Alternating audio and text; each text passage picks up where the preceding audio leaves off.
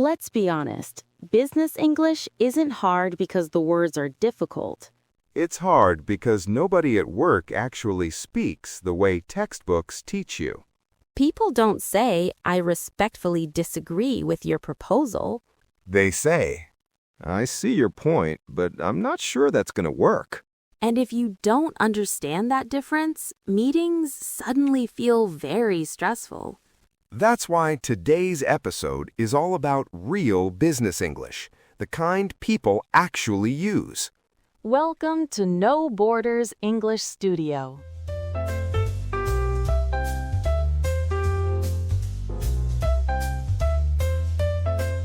In this episode, you'll hear 5 realistic business conversations. Each one focuses on a different area of business, like meetings, emails, negotiations, problem-solving, and networking. Before each conversation, we'll teach you the key vocabulary and expressions. Then we'll act out the conversation slowly and naturally, so you can really hear how professionals speak. If you're listening while working, walking, or driving, no problem. Just listen first, then come back later and listen again to practice speaking. All right, let's jump into conversation number 1. Our first conversation will be on meetings and project updates. Before we start, here's some vocabulary you'll hear in this conversation. Agenda. Agenda. An agenda is the list of topics for a meeting. On track. On track. On track is an expression used to say everything is progressing as planned. Deadline. Deadline. A deadline is the final date something must be finished.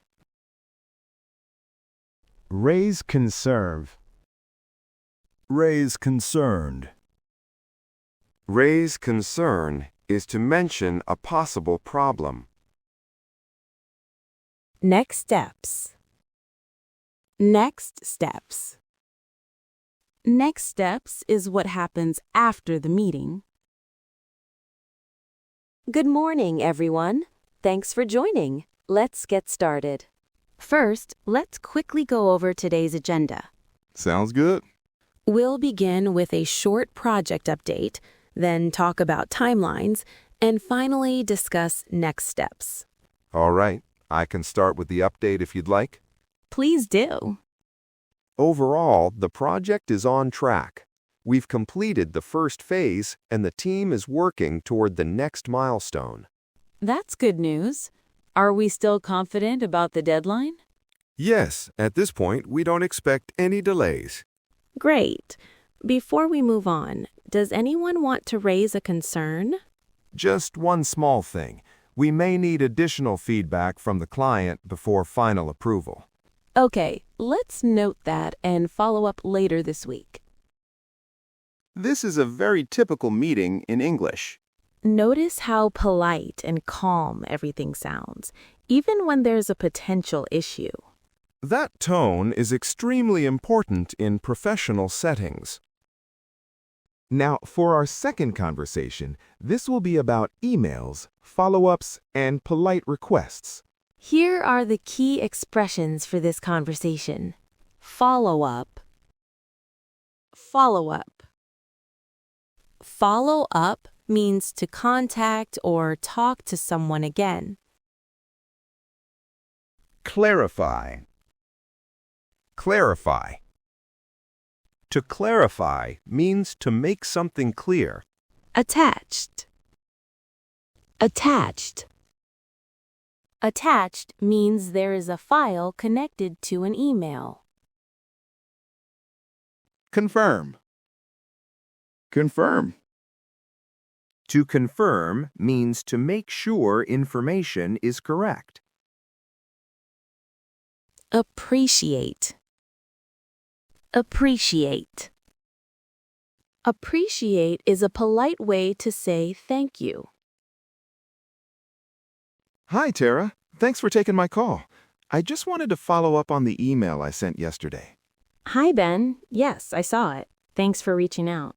I wasn't sure if you had time to review the document I attached. I did, actually. I just wanted to clarify one point before we move forward. Of course. What would you like to clarify? I want to confirm the delivery schedule. Are those dates still flexible? Yes, we can definitely adjust them if needed. Perfect. I really appreciate your quick response. This is great English for emails and phone calls. It's friendly, respectful, and very professional. Now for negotiations and decision-making. Let's look at the key negotiation vocabulary. Budget. Budget. A budget is the amount of money available. Flexible. Flexible. Flexible means that it's open to change. Terms. Terms. Terms are the conditions of an agreement. Reach an agreement. Reach an agreement. Reach an agreement means to decide together. Move forward. Move forward. Move forward means to continue. Thank you for sending the proposal. Overall, we really like it. I'm glad to hear that. There is just one concern. The total cost is slightly above our budget. I understand. We may be able to be a bit flexible, depending on the scope of the project. That's encouraging. If we adjust the timeline, could we reach an agreement? Possibly. Let's review the terms together and see what makes sense. Great. Once everything is clear, we'd be happy to move forward. Now, you might have noticed in these conversations that Ben and I are often not talking very directly. This is really important. Negotiation English is indirect on purpose. Yes, it's because nobody wants to sound too aggressive. Business English is almost like another language all by itself.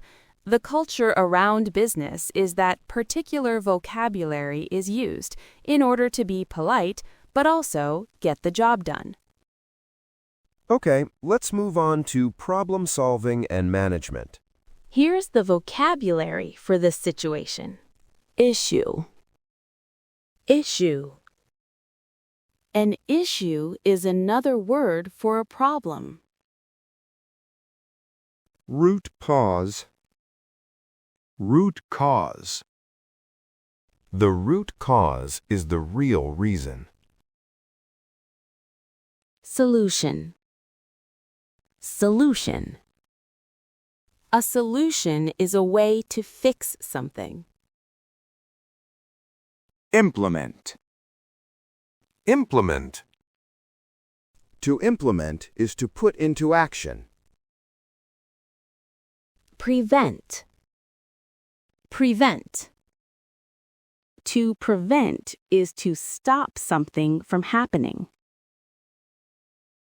We need to discuss an issue with last week's delivery. Yes, I heard there was a delay. Do we know the root cause? It appears to be a supplier issue.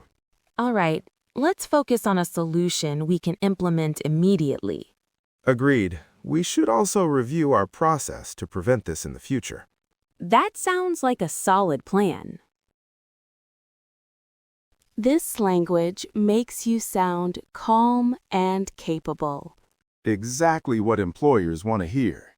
Now for networking and professional small talk. Here is the vocabulary. Background. Background. Your background is your professional history. Currently. Currently. Currently means at the present time. Opportunity. Opportunity. An opportunity is a chance. Collaborate. Collaborate. Collaborate means to work together. Stay in touch. Stay in touch. To stay in touch means that you will keep in contact. So, Ben, what's your professional background? I've worked in sales for several years, and I'm currently focusing on international markets. That's interesting. There may be an opportunity for us to collaborate in the future. I'd love that. Let's definitely stay in touch. And that brings us to the end of today's Business English episode. If you're serious about improving your professional English, listen again and repeat the conversations out loud. That's how confidence is built, not by memorizing rules, but by hearing real language again and again, then using it yourself. If you enjoyed this episode, make sure to like, subscribe, and listen to more episodes here at No Borders English Studio.